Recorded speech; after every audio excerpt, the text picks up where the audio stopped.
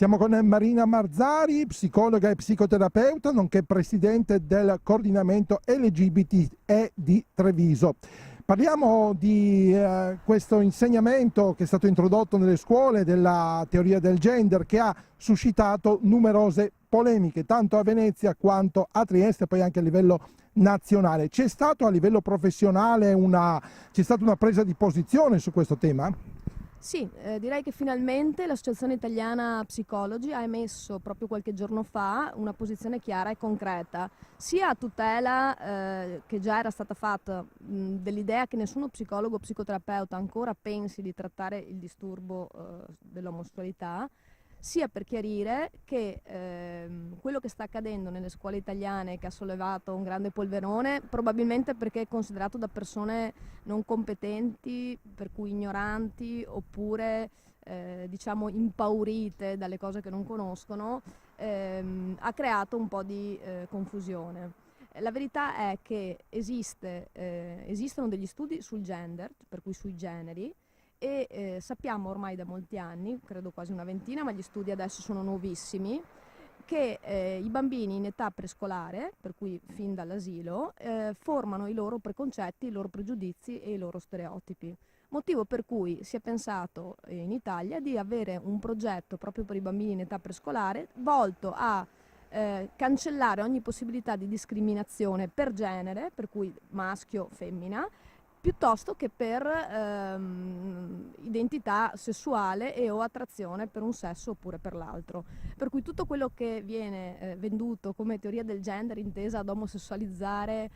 tutti i bambini d'Italia ed Europa in realtà non è altro che la risposta ad un problema di discriminazione che si è visto nascere già in età prescolare, per cui tutti credo siamo d'accordo sul fatto che i nostri bambini non vogliamo né che discriminino per genere, per cui che pensino necessariamente che, non so, il papà può lavorare e basta e la mamma deve stare a casa a fare la pasta asciutta e basta, né chiaramente per questioni di sessualità e di orientamento sessuale. Chi contesta la teoria del gender dice che in questo modo si crea appunto un disorientamento nei bambini, che insomma magari delle persone possono non avere una chiara identità sessuale, insomma sapere a quale sesso appartengono, a sapere quale orientamento poi prendere nella vita. Sì, credo che diciamo, il vantaggio in questo progetto sia quello che ogni bambino possa imparare ad apprezzare di sé e degli altri ciò che più lo contraddistingue senza avere dei pregiudizi già insinuati nella cultura stereotipata precedenti. Dunque dobbiamo vederla come un'occasione per i nostri figli, non certo come un limite, perché se un bambino o una bambina possono avere una caratteristica che per gli altri è motivo di derisione o altro, possano semplicemente sentirsi a posto e sereni ugualmente. Il TAR del Lazio ha detto che i prefetti non possono cancellare la registrazione delle unioni omosessuali avvenute all'estero. Quindi questo potrebbe, diciamo, cambiare, rivoluzionare le cose in molte città, tra cui Treviso. Diciamo che più che cambiare le cose, mi sembra un segno ulteriore, se ce ne fosse ancora conferma, della confusione che si è creata in Italia proprio per il fatto che non ci siano delle leggi. Il TAR in effetti dice che il prefetto non può cancellare la trascrizione delle nozze,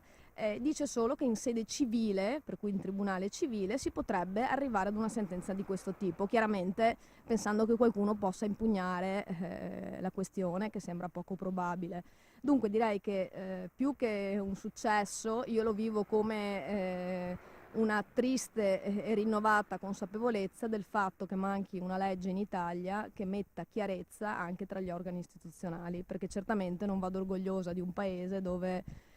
il TAR dice che il ministero non può fare delle cose piuttosto che il prefetto non può farne altre. Vorrei un'Italia dove le cose fossero chiare per tutti, anche per gli omosessuali. Perché questa legge manca? Ci sono state anche tante promesse a livello governativo a tale riguardo. Sì, la legge è promessa ormai credo da un decennio, comunque da tutte le organizzazioni politiche del centro-sinistra. È sempre stata anche una campagna forte per le elezioni.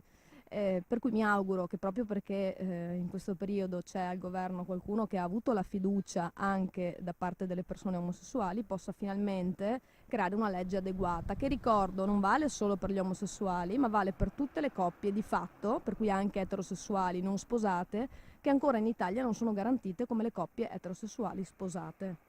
Si dice che in realtà questa legge varrebbe soltanto per gli omosessuali, queste sono le ultime voci che girano. Ma in realtà non è assolutamente vero, perché la legge in tutti gli altri stati d'Europa spesso è la stessa per le coppie di fatto, siano queste coppie di fatto non specificate nel loro essere eterosessuali o omosessuali. Ci sono delle novità per quanto riguarda Mogliano, di che tipo? La bella novità è che proprio da pochissimi giorni è stato approvato in Consiglio Comunale l'adesione alla rete Redi del Comune di Mogliano. La rete Redi è la rete delle pubbliche amministrazioni contro discriminazione di genere e di orientamento sessuale, per cui semplicemente i comuni, aderendo a questa rete, cercano di permettere di avere delle attività o delle situazioni nel proprio comune che non discriminino le persone che hanno un orientamento sessuale diverso. Per cui anche in questo caso, per esempio, c'è stata qualche confusione, perché alcune persone si sono sentite in qualche modo minacciate, quando anche questo allargamento di diritti è sempre qualcosa che va a essere in più e mai a togliere agli altri, è semplicemente un allargamento di diritti che può permettere appunto ai nostri figli di avere un'opportunità, di avere anche nel loro comune, qualora dovessero avere un orientamento sessuale diverso da quello definito nella norma, delle situazioni che possano acconsentire alla loro serenità. Oltre a Mogliano ha aderito a questa iniziativa anche Treviso e gli altri comuni, fate un appello per gli altri ovviamente. Beh, chiaramente questo è il futuro. C'è ancora qualcuno che fa fatica ad accettare che l'omosessualità non sia più una malattia, e ormai sono passati più di 20 anni, per cui per noi professionisti è preistoria. Il futuro è certamente in mano alle associazioni e ai politici, che potranno dare spazio all'idea che ormai l'omosessualità è una cosa diffusa, non patologica, e che dunque ha bisogno di essere tutelata, legalizzata e messa nella condizione di essere nella norma in tutti i luoghi sociali, familiari e culturali.